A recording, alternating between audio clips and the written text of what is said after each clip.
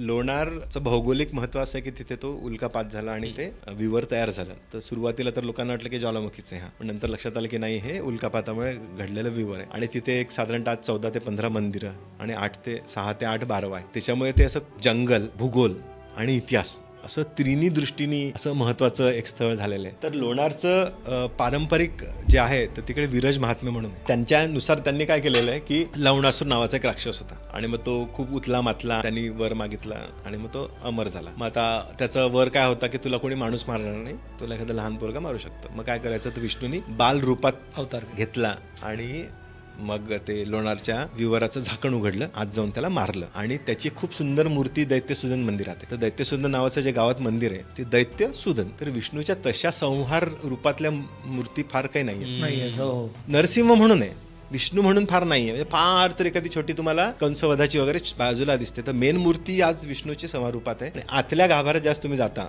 म्हणजे त्याला अंतराळ म्हणतो, तो वरती खूप सुंदर आहे की असा पाय वाकडा करून तो तिला मारतोय आणि त्याच्या लवणासुराच्या बहिणी आषाढ आणि कराडा ते हात जोडून म्हणतात की अरे ह्याला सोडून द्या. आणि तिच्यावरनं मग लोणारचं सरोवर बनल्याची कथा आली.